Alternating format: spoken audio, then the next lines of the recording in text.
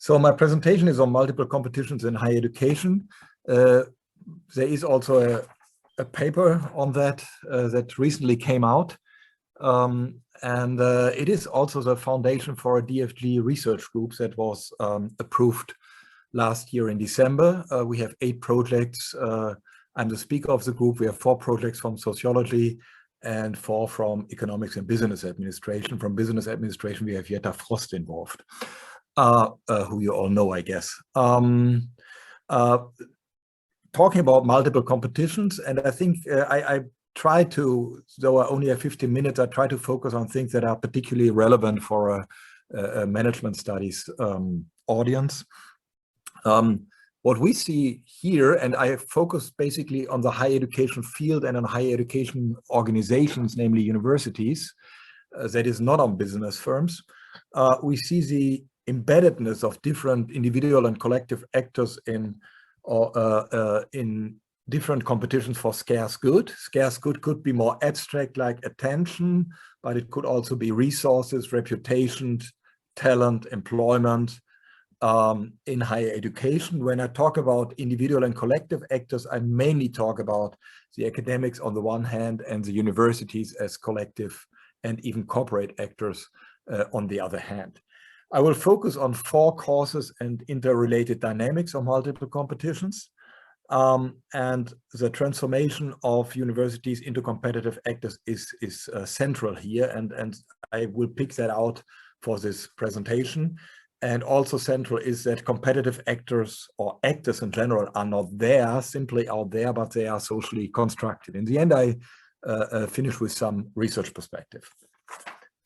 So the 4 intertwined causes and dynamics are state and supranational actors, the transformation of universities into competitive organizational actors, the increasing competition within the science system, and metricization as an overall trend.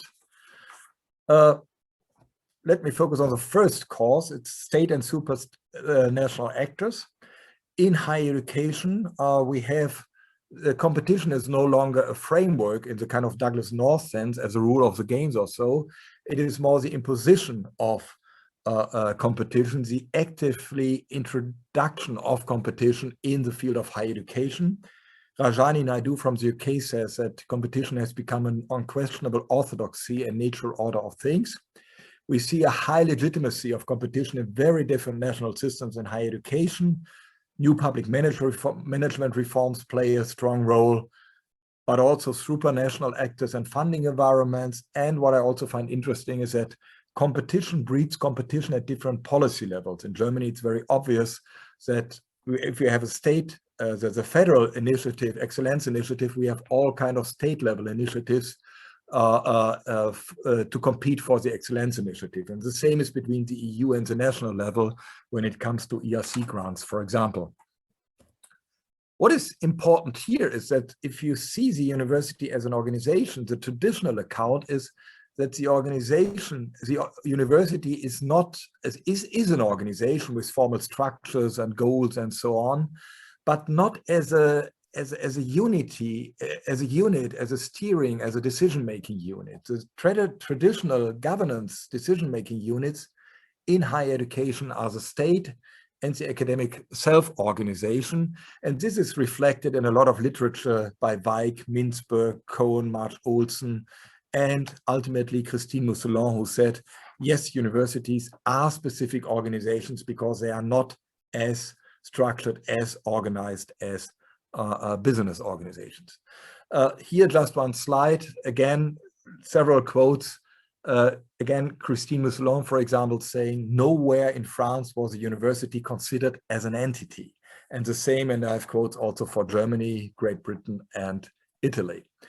When we see universities as organizational actors and also as competitive organizational actors, there are several aspects that come to our minds when we think about that. So we have, for example, nowadays a standardized performance measurement and comparison of the university. We have the individual organizational identity, which is also rather new. So let's say as a neo-institutionalist, I would say the university is an institution. It is taken for granted. We know what a university is, but with mission statements and profiles and so the individual organizational identity is cherished. We have increasingly hierarchical decision-making structures. We have organizational accountability, openness to external advice, elaboration, expansion, and differentiation of formal structures, and professionalized management, training, and networks. This all leads towards an understanding of the university as more than, let's say, a kind of loose networks governed by the academic community or governed by the state externally. Third point we see is as a cause for kind of multiplications of competition is that we have an increasing competition within the science system. Competition among individuals is deeply embedded in the system, and authors like Hayek, Merton, and Bourdieu converge on that and see that competition strongly at the individual level, but not at the organizational level. We see a growth of the system and what Jelena Brankovic and others call the scarcification of competitive goods, increasingly over relevance for these kind of competition, especially for junior scholars. And what is interesting also for our research, we see a multiplication of dimensions. It's not just the old publish or perish by Merton or others, it's publications, it's citations, third-party funding, societal impact, external research days. This all leads to a kind of multiplication and increasement of competition within the system. And we also see the construction of individual profiles and identity, which goes back to the idea of Requet, the society of singularity. So especially junior researchers have to work on an individual profile and identity.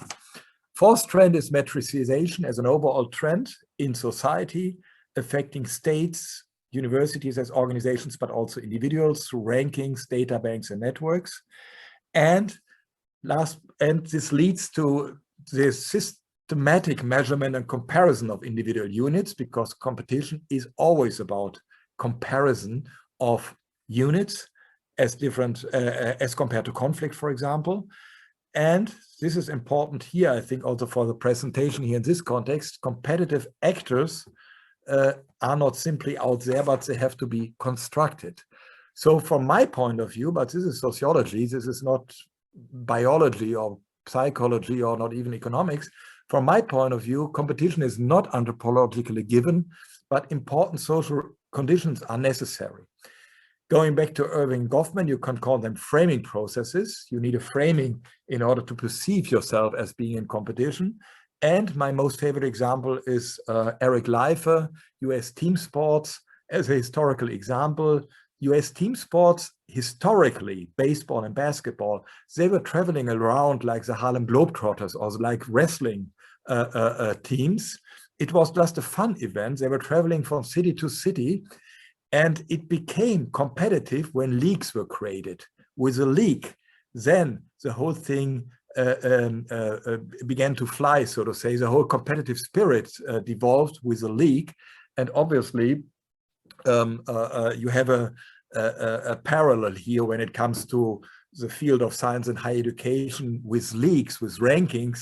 A sense of competition is instilled in actors which previously were not competitive actors. That is important.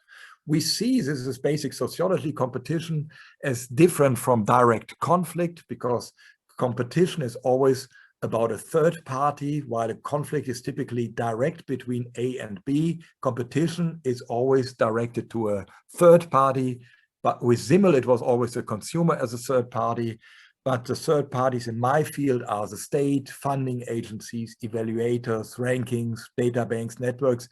These are the third parties we want to please in competition, because competition is also about pleasing the others, pleasing the audience.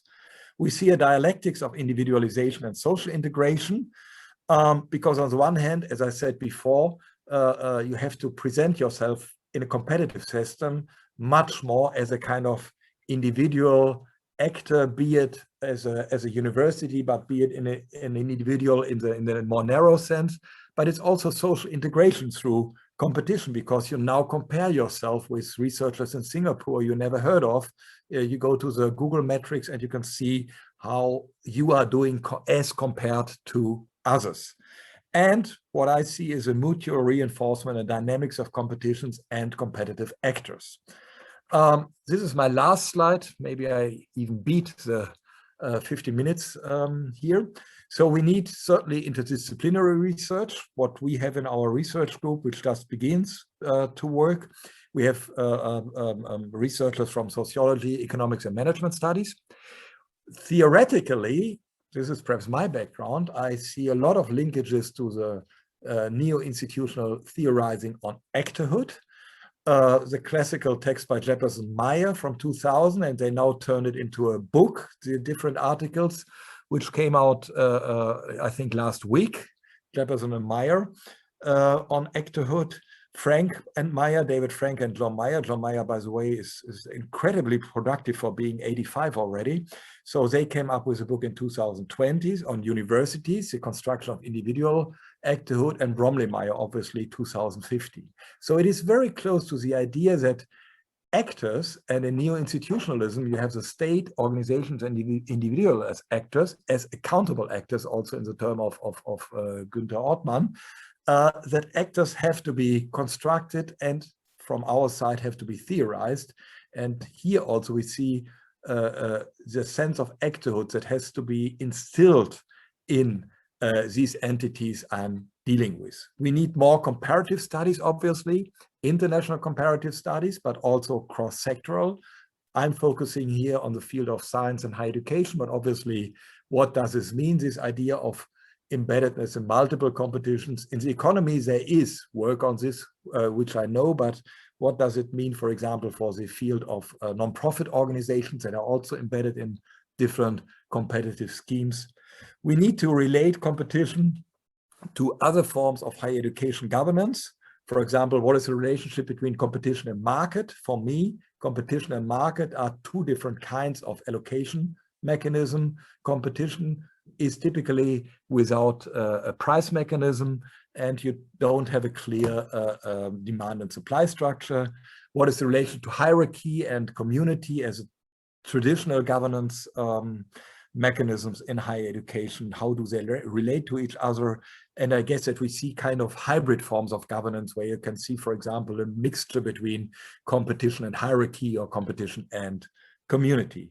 And last but not least, what as I find interesting as a research perspective, maybe also especially in this group here, is that if we focus on higher education research, higher education organizations, what relevance does it have for other societal sectors? Because doing research, doing organizational research in the field of higher education, I always find it a little bit annoying that we are kind of the receiving end, that we take, I don't know, public management, new public management. We take concepts from the economy and try to apply them to our field. And I think if we focus perhaps on multiple competitions a little bit the way I try to outline it here, it might be that our sector and research in our sector might be relevant for research in other societal sectors like public administration, non-profit sector, or even the economy. Thank you.